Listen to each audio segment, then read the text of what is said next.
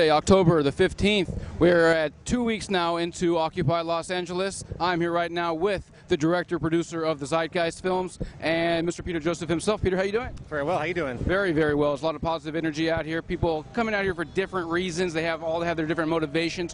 What do you see? What do you see within this movement? I see tremendous potential. Yes. Tremendous potential. We have a failing economic system. We have grave disimbalances across the world, not just for America, obviously. This isn't a centric movement to America. It's become global, which is probably the first of its kind, based on what I can tell.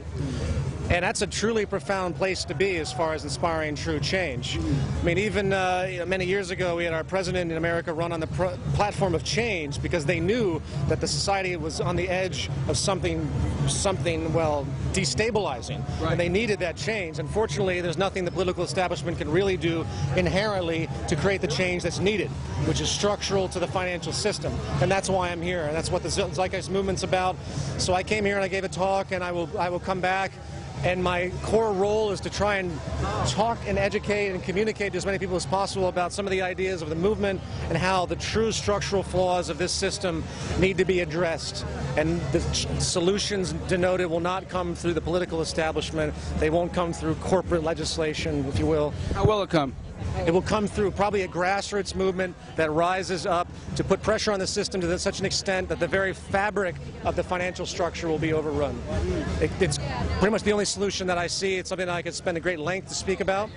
But I encourage anyone out there, to read our materials of the Zeitgeist movement, of course, to watch Zeitgeist Moving Forward, right, which is free online, and you'll begin to see how the logic that many people here are catching on to will eventually lead them into the realization that this entire financial structure has to go.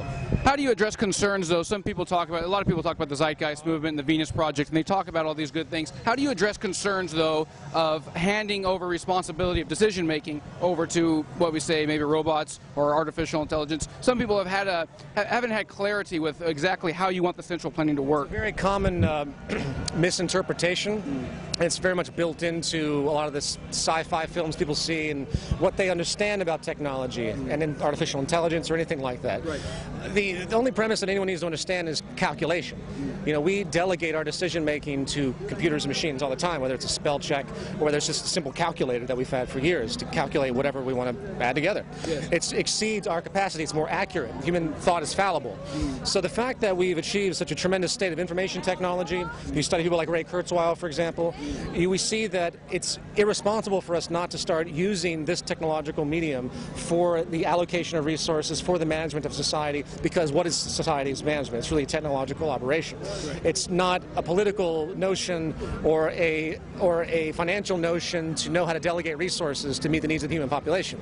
It's not the political notion to know how to use energy the most efficiently or create and utilize renewable energies, where they are on the planet, how it assesses into a global system, what it means to have negative retroactions and to warrant against those so we don't involve in pollution. The entire society is technical.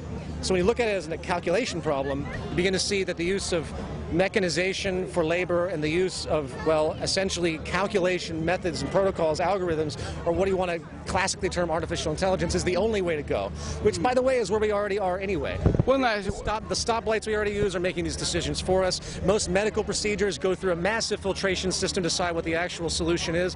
Humans are more or less already working with the technology that decides what they're going to do. It's only that extra 5% that we step in to actually engage. And all we want to do is maximize that and make sure we get to the 100% or as close as we can so we have the most optimized, efficient means as possible. Now, I can see where you're going with it, though. Where's the human decision-making? Well, what I was going to say is there's also another concern that your idea is a very good idea, but how many people, the 99%, are actually going to be able to feel the wealth of it? I mean, doesn't it seem like if it's that good of an idea, the elites, the people we talk about, are going to hijack that? I mean, should I start to worry if MSNBC or Fox News starts reporting on the Venus Project? They won't.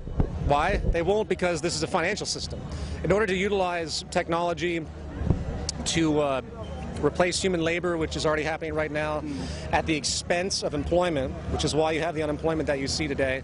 The unemployment that's existing today is because of technology at this foundational level, period. It's not a political or an economic issue. There's nothing the U.S. government is or will ever be able to do to generate the needed jobs that are on the horizon with our growing population, due to the fact that corporate cost efficiency will always demand technology because it's cheaper than human labor and more efficient. So in that logic comes a social imperative. The financial system can't work anymore. That's just one example, by the way, but we'll stick with that. Okay. And you're not going to hear Fox News or any of these people talk about a system that's contrary to the financial system because they gain so much from their financial advantage. It's culturally hegemonic, too, as I said on stage earlier. The entire system is created to perpetuate one class over another. If you become independently wealthy, multimillionaire, it's very, very easy for you to maintain that wealth and grow upon it, as opposed to myself or anybody else that takes loans to buy their car or their house.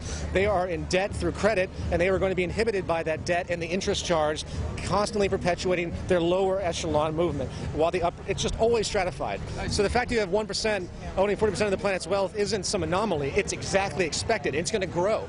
That's just what the system is. Yeah, but the central part of that system you're talking about is the fractional reserve banking system. You've made that pretty... It's also the very foundation of the interest system and the way the banking establishment's set up. Fractional reserve element is a big part of it. That's the multiplication of money and the use of interest. But I'm sorry, go on. No, that's absolutely right. You did say 4 minutes. I really appreciate it, Joseph. I do.